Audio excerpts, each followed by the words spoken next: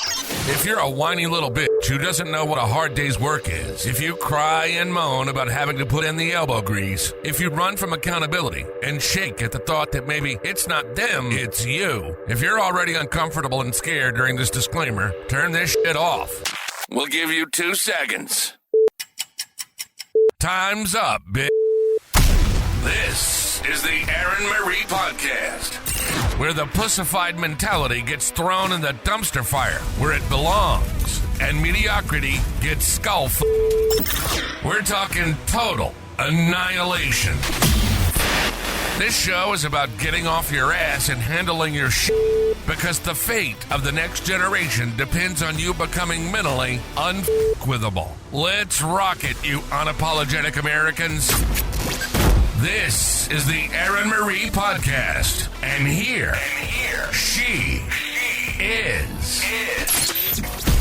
Community, welcome to the ERIN MARIE Podcast. You guessed it, I'm your host, ERIN MARIE, and this is the show where I teach you how to master your attention, how to weaponize your discipline, and how to build a brain that can carry heavy responsibility without collapsing under it. Meaning, I'm going to teach you how to build a brain that bends in your favor. Not in theory, not in perfect conditions, but in real life. Meaning, under pressure, under demand, and over time.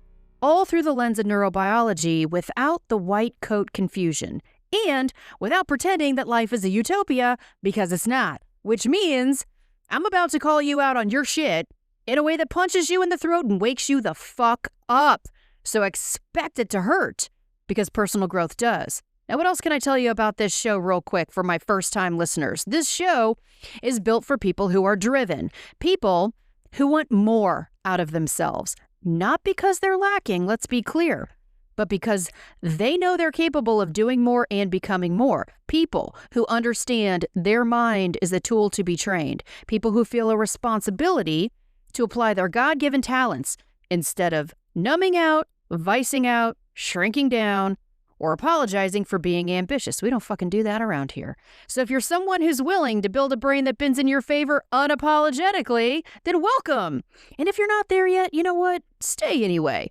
Discomfort usually shows up right before something useful, and wanting more in your life is the first signal that something in you is ready to be sharpened. Now, let's get down to it, guys. This episode is going to be a little bit different from all of the other episodes that I usually record. And that is for those of you who tune in and you've got the push notifications on and you download and you stream every single time an episode gets launched. So it's going to be a little bit different. Today lands in a very specific pocket of time. It's the day after Christmas, which means there has been a shift and you cannot deny it. It means the expectations have started to ease. The obligations that have dictated your schedule have loosened their grip. The calendar isn't pulling quite as hard as it usually does. And for most people, this moment can feel earned, doesn't it? It feels like an exhale. And that exhale isn't wrong. But what I'm telling you is that it's revealing. It's telling. And if you're not paying close enough attention, it can be dangerous. Now, let me just say this real quick up front before anybody gets their panties in a bunch. I'm not here to ruin your holiday season, so everybody just chill out. But I'm also not here to let you hide behind it, because days like this, days like holidays or the day after, breaks in routine, pauses in demand, they don't just feel different, they function differently. And how am I talking about?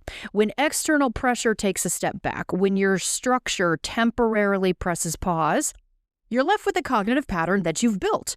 And most people don't think that days like this, or moments like this, or seasons like this count. In fact, most people treat long weekends and holidays and nights and vacations and breaks in routine and family in town like neutral space. Like nothing important is supposed to happen here. Like the time exists outside the standards they normally live by. Fewer demands, fewer reasons to stay active. And without realizing it, that's where most people give themselves permission slips. Okay? People give themselves permission to pause longer than intended. Permission to drift without noticing. Permission to tell yourself that you'll, and I'm making air quotes right now, get serious again after the new year. And none of that sounds dangerous per se in the moment. And that's the problem. Because life doesn't stop loading pressure just because the calendar says holiday party at 7 p.m. And responsibility doesn't pause because the expectations around you got quieter or your daily structure takes a breather. And by the way, when your daily structure eases, most people don't rise to the occasion. They don't continue eating nutritious foods like an adult. What do? They gorge on salty, sugary foods. They don't continue their exercise routine. They lie around and they binge watch mind-numbing shit. They damn sure don't hydrate, right? They don't take their vitamins and supplements. They slam alcohol instead and make excuses because it's the holidays. They don't think intentionally. They go doom scroll on social media. These are people who trade self-direction for distraction. They lower their standards. I didn't say they abandon their standards. No. I said they lower their standards, not dramatically. They quietly negotiate them down. And that is what I'm telling you is far more dangerous. Let me tell you something, guys, all right? And this is exactly what none of you want to hear today. I want you to look back on this year or this season or the last 90 days even, okay? If this year crushed you, if pressure showed up faster than your system could stabilize, if you found yourself reactive, scattered, emotionally thin, overwhelmed for all the wrong reasons, constantly on edge, or you're currently one bad moment away from tapping the fuck out, it's not because the karma fairies singled you out. It's because pressure always reveals what's been rehearsed or not rehearsed. And in your case, perhaps you haven't been training for sustained cognitive endurance in low pressure environments. It's low pressure, right? Their structure's been loosened. That's what I'm talking about when I say low pressure environment, okay? So what am I saying here? I'm telling you that you have a training gap because most people condition their brain to respond to short bursts. Everybody does this, including me, okay? You respond to a deadline, a push from a colleague, a pressure spike, for example, okay? These are people who can lock in when something's on the line, okay? I think all of you can do that, right? You grind when there's a finish line in sight. You can suffer when there's an end date on the calendar. But what I'm trying to remind you guys is that life doesn't arrive in a clean, dramatic moment with a beginning, middle, and end. It hits you like a fucking freight train or a monkey wrench or maybe the weather, meaning it's relentless, it's unremarkable, and it's day after day after day after day. And when your brain has only been trained to respond to short bursts from external pressure points, instead of staying steady under load in all environments, meaning high pressure and low pressure environments, life can start to feel heavier than it needs to feel in a low pressure environment. And that's exactly why seasons like this matter, because when routines loosen, when accountability goes quiet, when no one's checking on your work, this is where your cognitive discipline either shows up or you find out that you've been outsourcing it. Because the cognitive discipline that I'm referring to mainly isn't what you do when pressure is obvious. It's what you maintain when nothing is urgent and no one is watching. And remember, this is where people confuse disengagement of standards with rest, okay? This is the time of the year when people stop moving altogether. They intentionally stop moving forward. They stop directing themselves. I'm like racking my brain. I'm like, what? And then they slap the word rest on it to make themselves feel better. It's not rest, guys. Let's call it what it is. It's disengagement. Disengagement from daily standards. Disengagement from self-direction, disengagement from personal accountability, disengagement from the small, boring behaviors that keep a brain steady when nothing is demanding of it. Because every time disengagement repeats itself, it teaches the brain a simple rule. And the rule is this: I only move forward when pressure forces me.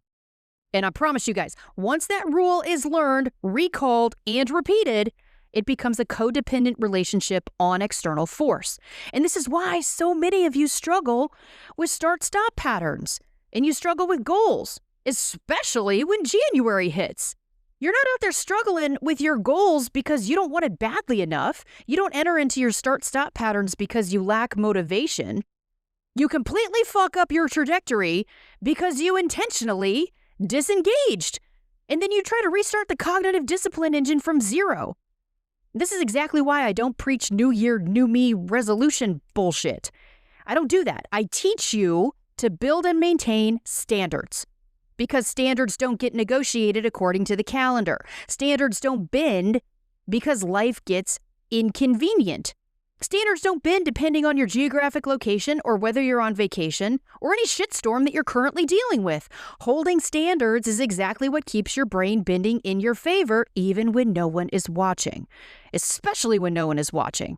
So let me be very clear about the standard here.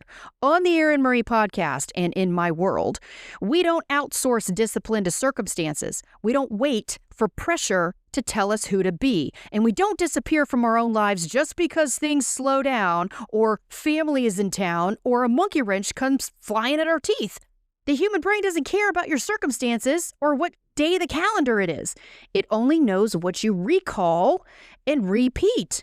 And what you repeat becomes automatic, and what you tolerate becomes standard. And unless you intentionally build a new cognitive pattern that you run on the daily, your brain will default to what it knows. That's not mindset, that's cognition training. And let me give you a concrete example of what I mean by training the brain. I'm not talking about it, right? Not journaling about it, not vision boarding about it, but deploying it under load. When people ask me how I'm doing, when they're like, hey, ERIN Marie, how are you doing today? I always give the exact same answer, usually. But most of the times I say, I woke up 5'6" above ground. I'm on this side of the grass, and that is better than the alternative, my friend. I say that not because it's cute, but because it's trained neural recall. So I posture optimism as my default setting on command.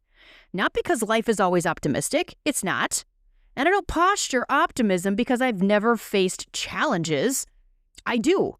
I say it because I've trained my nervous system to default to stability instead of chaos. Stability, by the way, is the antidote to negativity, hatred, finger pointing, and all of the bullshit life constantly throws at all of us. It's how I stay more focused, more grounded, and remain in mental and emotional control more often when I want nothing more than to take a match, burn everything to the ground, and give up. And here's the part people miss. It's easy to feel grounded on days when everything is working. Toes in the sand, sun on your face, favorite cold beverage in your hand. Guys, anybody can regulate themselves in that situation. Yippity skip. But you and I both know damn well not all days are like that. We all have shitstorm days, all of us, including me. Those days where your chest is tight, your thoughts are racing, frustration takes over, you can't get your anger in check. The days where your emotions are pulling you sideways and your depression and sadness are running bone deep. When you're spinning inside your same tired circles wondering why everybody else has their shit together except for you. Let me tell you about one of those days for me, and I'm going to tie it back to the optimism and stability that I just talked about. I want to say this is about 2 years ago, roughly, from when I'm recording this today. I was at home on a Friday afternoon. It was a normal day. Nothing dramatic had happened yet. And then out of nowhere, I got devastating news over the phone that absolutely leveled me. My world began crashing down, and everything, and I mean everything, came to a screeching halt. Total catastrophe and misery. And I walked into my master bedroom closet. I remember this like it was yesterday. And I fell to the floor. I was crying uncontrollably, shaking profusely. My thoughts were spiraling. I was spinning inside a tunnel of darkness, unable to catch my breath with no end in sight. My body was in full threat response. And in that moment, I had two options, guys. One, let my brain run the emotional chaos default pattern, or two, interrupt it.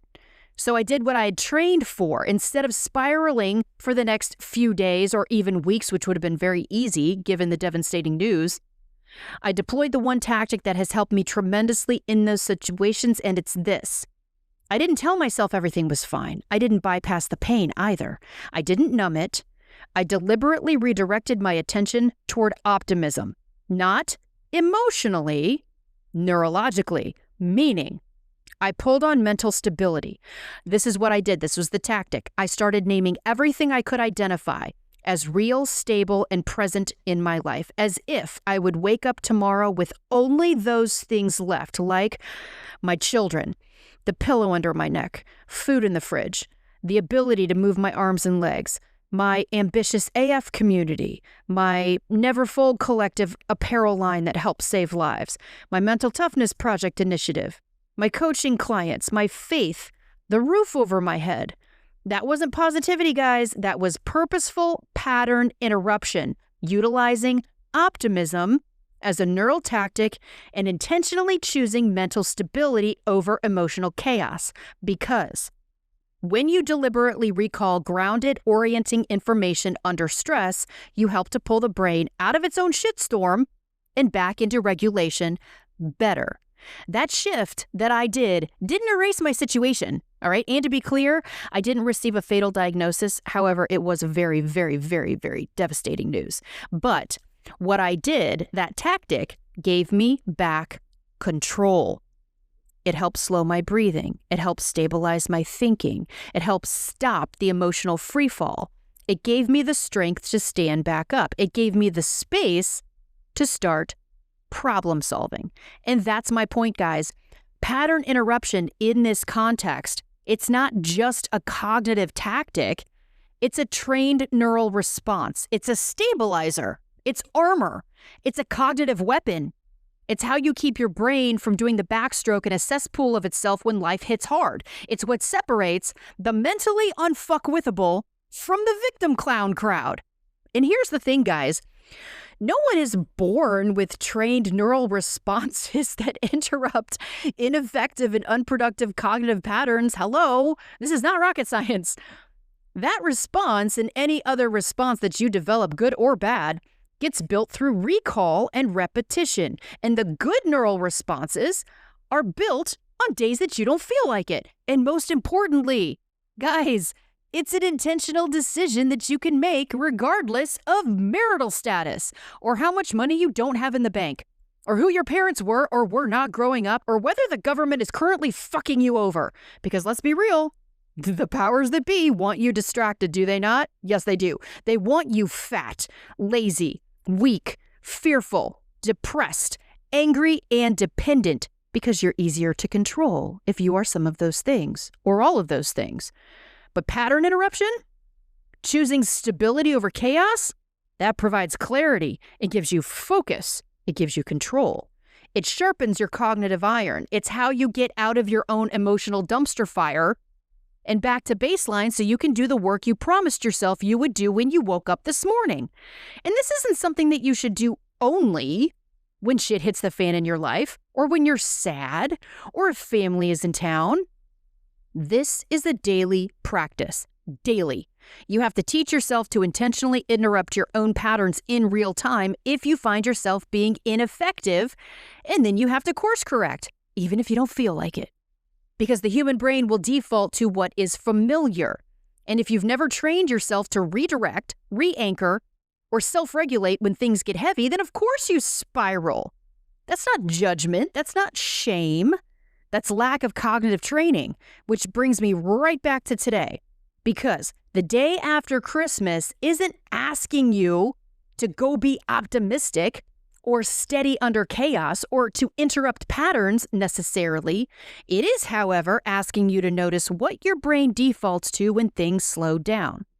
And whatever shows up here, calm, restlessness, anxiety, drift, that's data. And data tells you exactly what needs to be trained next. That means when external accountability doesn't exist and when no one is watching you, that's the low pressure environment, by the way, not high pressure. It means your self-propelled direction forward needs to get louder, not quieter. When nobody's watching you, you don't disengage from your standards. You practice them. And a note about practice, especially if you're a first-time listener. Let me ask you guys a question to remind you, does practice make perfect? First-time listeners are probably shaking their head yes. Does practice make perfect? No. Practice makes permanent. And the practice that matters here isn't intensity. It's certainly not about perfection.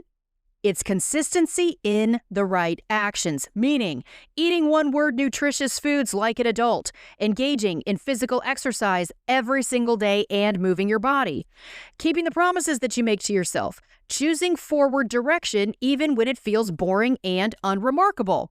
That's how you build and train cognitive discipline behind closed doors where nobody sees or claps for you. And I'm not asking you guys to overhaul your life the day after Christmas. That would be performative and stupid. I'm asking you to stop lying to yourself about what counts. And let me remind you, the next long weekend, the next vacation, the next holiday season, the next time family comes into town, the low pressure and zero external accountability time frame is coming back into your life. It always does.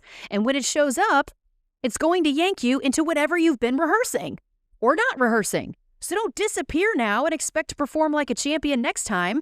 Don't disengage and then act surprised when January feels way heavier and harder than it needs to. You can't press pause for the holidays. You can't step straight into yet another start-stop pattern and expect to just get back to baseline whenever you snap your fingers. Holding your standard today is how you build a brain that doesn't panic under load because it's already familiar with carrying weight, including the weight of a low-pressure environment that you don't think counts. And this is where the title of this episode actually earns its own weight. So guys, listen to me.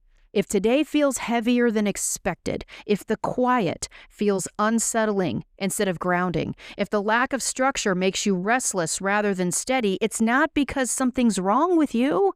It means you've discovered something useful, a cognitive pattern you haven't trained properly. Actually, what it means is that you found a training edge that you need to sharpen.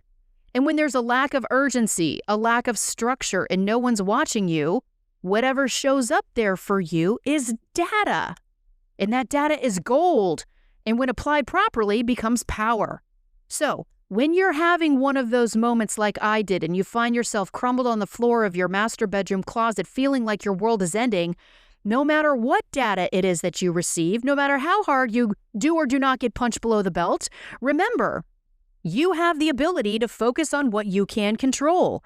And what you can control is whether you interrupt your own patterns in real time and reframe your attention. And by the way, I don't give a shit which social media gurus you follow or who it is that you look up to in life. I don't care how perfect their life looks online or how perfect they tell you their life is. No one's life is perfect. Everybody's dealing with some sort of fuckery that you don't know about. Every single person who you look up to or who has some sort of influence over you also has bad days, which means it doesn't matter what your financial status is, which hoity-toity parties you did or did not get invited to this season, what your current living situation is, whether you have a full-time job or you just got laid off. You can build a brain that bends in your favor at this point in your life and career, regardless of circumstance. So, here's my challenge to you guys. I want you to start today. I want you to lock in today. Begin creating and building today. Deploy the pattern interruption tactic every single day. Deploy the stability over chaos tactic multiple times throughout the day. Deploy optimism every night before you drift off into dreamland, regardless of whether family is in town or if you're on vacation or whatever season that you're in right now. And when you feel like your worry and your anxiety and fears are too overwhelming, or when life punches you in the fucking teeth, because it will, you're gonna be more prepared to get back to baseline faster with these tactics because you will have trained for those moments. You'll learn how to reframe your attention. You'll learn how to refocus, and you'll be in a better position to keep moving forward. That's why this takes practice. The life that you want isn't gonna knock on your door one day and just suddenly appear. You have to claw, scrape, bite, and fight like hell for it. You have to be relentless. You've got to get obsessed, including days like today. Now, let me paint you guys a picture. Imagine what your life would be like if you practiced cognitive training tactics every morning and every night for every day, for the next decade or 7 decades. Not just when it's convenient, not just when the wind is at your back. I'm talking daily, consistency without fail, huh? What would your life look like? Now I want you to fast forward 5 months. And suddenly, a monkey wrench comes flying at your face, and you're blindsided by devastating news. You watch your blood hit the surface, and your world begins to collapse. Here's the question. How much faster would you be able to reframe, get back to baseline, and refocus your life with a brain that bends in your favor? Because when you can focus, you can think. And when you can think, you can problem solve. And when you can problem solve, you can find solutions and make decisions.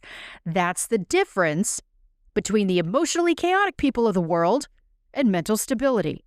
So let me tell you this. When I collapsed on the floor of my master bedroom closet, I didn't get back up because I'm some sort of superhuman. I got back up because I had already been deploying neurobiological weapons every single day for over a year. This cognitive tool was sharp as fucking hell. That's why I was able to get back to baseline and refocus so quickly. Here's how it played out. I had my first solution locked in less than 10 minutes. And the second solution, I nailed it within 30 minutes. And by the next day, after a night spent running scenarios and calculating my moves, I had the final piece of the puzzle. And just like that, I was back to baseline. Not because the situation magically got better, but because I refused to let it break me. And here's the kicker. I wasn't just leaning on optimism. Hell no. I was deploying every neurobiological tactic I had in my arsenal, which was to pull on what I can control. For example, I continued to exercise. I kept my exercise routine intact. I didn't just stop exercising. I continued eating one-word nutritious foods. I kept reading personal development literature. I kept taking my vitamins and supplements. I kept being kind and cordial to people who crossed my path. I didn't halt my life. I stayed locked in on my daily routine that keeps me grounded and playing in decades. And the whole time, one thought kept echoing in my mind. I am so grateful to have woken up 5'6" on this side of the grass to help more people as a child of God.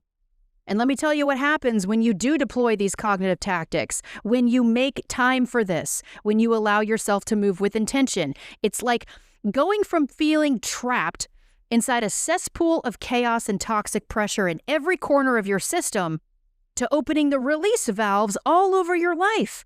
So you're not white-knuckling everything. And suddenly, low-pressure environments don't feel so arduous. It just doesn't. So if you're not doing this already, then here's your invitation to start today. No excuses, no hesitation, no half-assing it, no waiting for Monday or the weekend or New Year's Day. Deploy these cognitive tactics right fucking now. It's up to you to make the decision to do this. Nobody can do this for you. It's up to you to make different choices, better choices, so you can become an uncommon force for good in the world. It's up to you to make the decision not to be a lazy piece of shit when the family comes into town, or during your vacation, or a long weekend, or any other calendar day or season. Be the person who looks in the mirror at the end of the day and says, hell to the fuck yeah, I left it all out of the field. I gave everything I had today. Guys, never let fear or doubt or other people or your own shitstorm cause you to waste another second not pursuing what you're capable of. This community is built on standards, on personal accountability. It's built on people who do the work. And that's why I want to take a moment to say this to you guys. I cannot say this enough. I am beyond grateful for all of you, to those of you who tune in to the ERIN MARIE podcast, for what you do for each other, for the support that you've shown me, for the awareness you've brought to this podcast. Thank you. You are the heartbeat of this movement.